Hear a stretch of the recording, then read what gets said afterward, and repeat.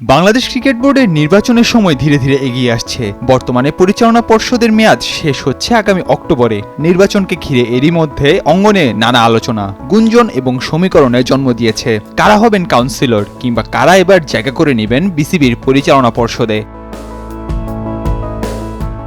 নির্বাচনকে ঘিরে এখন সবার মধ্যে প্রধান প্রশ্ন, সম্ভাব্য সভাপতি প্রার্থী কে হচ্ছেন। এখন পর্যন্ত বর্তমান সভাপতি ফারুক আহমেদই একমাত্র বোর্ডের প্রধান পোস্টের পদপ্রার্থী। ফারুক আগে জানিয়েছেন তিনি আগামী নির্বাচনে বিসিবি সভাপতি পদে লড়বেন। তার প্রতিদ্বন্দ্বী হিসেবে আর কে কে আছেন, মূলত সেটাই এখন দেখার বিষয়। সত্যি কি ফারুকের প্রতিদ্বন্দ্বী কেউ আছেন? সেই প্রশ্নের জবাবে বলা যায় আছেন, তবে নীরবে। এখন পর্যন্ত ঘোষণা দিয়ে বিসিবি সভাপতি নির্বাচনের কথা বলেননি কেউই। তবে ক্রিকেট পাড়ায় কয়েকটি নাম শোনা যাচ্ছে। সে তালিকায় জাতীয় দলের সাবেক অধিনায়ক ও দেশের ক্রিকেটের ইতিহাসে সবসময়ের ১ নম্বর ওপেনার তামিম ইকবালের নামটাও রয়েছে, যদিও তামিম ইকবাল এখনও নিজ থেকেই আনুষ্ঠানিক কোনো ঘোষণা দেননি। জানা গেছে তামিম বিসিবির পরবর্তী সভাপতি হতে আগ্রহী। তার আগে বর্তমানে অবস্থা তিনি পর্যবেক্ষণ করছেন। সুযোগ সম্ভাবনা দেখলে তাকে নির্বাচন করতে দেখা যাবে, এমনটা জোর দিয়ে বলাই যায়। এর পাশাপাশি বিসিবিতে দীর্ঘদিন ধরে পরিচালক হিসেবে দায়িত্ব পালন করছেন মাহবুবুল আনাম, তার নামও কারো কারো মুখে। আবার সম্ভাবনা রয়েছে জাতীয় দলের সাবেক তারকা আমিনুল ইসলাম বুলবুলেরও। তামিম ইকবাল আর ফারুক আহমেদ গত কয়েক মাসে যতবার সংবাদ শিরোনাম হয়েছেন, বেশিরভাগই মাঠের বাহিরের বিষয়কার। তবে সুনির্দিষ্টভাবে বলতে ক্রিকেট প্রশাসনিক সম্পর্কিত। তামিমকে প্রায় সময় একটা প্রশ্ন শুনতে হচ্ছে, তিনি ক্রিকেট বোর্ডে আসতে চান কিনা। আর কদিন পর পর নানা বিতর্কিত বিষয় নাম এলেও ফারুক আহমেদ ইতোমধ্যেই ঘোষণা দিয়েছে আগামী পরিচালনা পর্ষদের নির্বাচনে তিনি অংশ নেবেন। সহজে মাঠ ছাড়ার চিন্তা তার মধ্যে নেই।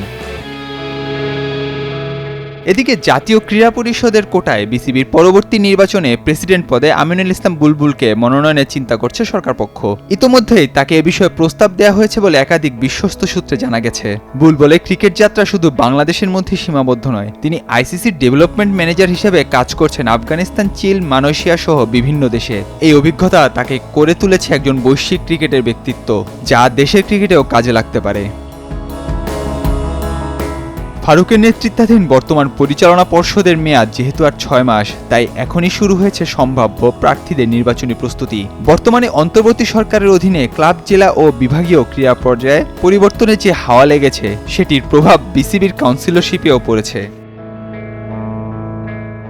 ইতোমধ্যে কয়েকটি ক্যাটাগরিতে কাউন্সিলরদের রদবদল হয়েছে। কিছুদিন আগে বাংলাদেশ জেলা ও বিভাগীয় ক্রীড়া সংগঠক অ্যাসোসিয়েশনের আত্মপ্রকাশ অনুষ্ঠানে এক হয়েছিলেন বিএনপিপন্থী সংগঠকেরা। সেখানে বিএনপির স্থায়ী কমিটির সদস্য মেজর অবসরপ্রাপ্ত হাফিজউদ্দিন আহমেদের সঙ্গে বিএনপি নেতা আমিনুল ইসলাম, ঢাকা দক্ষিণের মেয়র ইশরাক হোসেন থাকলেও বিশেষ নজর কাড়ে তামিমের উপস্থিতি। তামিম যেহেতু ধীরে ধীরে সাংগঠনিক কাজে যুক্ত হচ্ছেন, বোর্ডে আসার সম্ভাবনা তার উড়িয়ে দেয়া যায় না। বোর্ডে তার আসার সম্ভাবনা তাই উড়িয়ে দেওয়ার সুযোগ নেই। তবে এখনো অনেক সমীকরণ মেলানো বাকি। আর অপরদিকে জটিল সমীকরণ মেলাতে গিয়ে কদিন পরপরই নানাভাবে বিতর্কিত হচ্ছেন ফারুক। বোর্ডের স্থায়ী আমানত কয়েকটি ব্যাংকে স্থানান্তর, সংযুক্ত আরব আমিরাতে গোল্ডেন ভিসার সুবিধায় ব্যবসা বাণিজ্য পরিচালনা করা এবং ফ্যাসিস্ট আওয়ামী লীগ সরকারের ঘনিষ্ঠদের সঙ্গে তার সম্পর্কের অভিযোগ উঠেছে। নাহিয়ান আরিফিন, নয়া দিগন্ত।